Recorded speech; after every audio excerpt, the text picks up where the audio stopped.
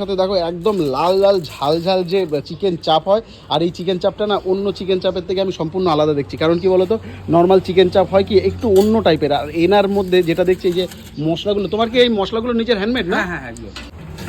এই যে বিরিয়ানির রাইসটা দেখো, আর চিকেনের সাইজগুলো দেখো, দেখেছো এই যে 140 গ্রামের চিকেন, এই যে এক একটা লেগ পিস দেখো, আর আলুটা কি দেখি দাও দাদা। বাহ বন্ধুরা, আমি এখানে কিন্তু বিরিয়ানি নিতে এসেছিলাম, কিন্তু এখানে এসে একটা জিনিস দেখলাম যে এই যে এই ছেলেটা, তোমরা সবাই চেনো, এর কাজ কি লোকের দোকানে গিয়ে বাজে বাজে কথা বলা, খারাপের খাবারের একদম বাজে রিভিউ দেয়। আর এই যে বিরিয়ানিটা, দাদা তোমার বিরিয়ানি কত করে গো? 100 টাকায় চিকেন কত গ্রাম দিচ্ছ তুমি? চিকেন 140 গ্রাম। হ্যাঁ ইয়ার কি মারো নাকি? 100 টাকায় 140 গ্রাম চিকেন। আর এই যে এই ভাই তুমি এখানে কি করতে এসছো? বিরিয়ানি কিনতে। আর যখন বিরিয়ানি বিক্রি হয়, একটা লোকের সম্পর্কে তুমি বাজে বাজে কথা বলে আবার তার দোকানে বিরিয়ানি খেতে আসো তুমি? না না, এই যে ব্যক্তিগত ব্যাপার, এই সমস্ত করে এই জন্য দাদা খালি খালি খোঁজে যায় না।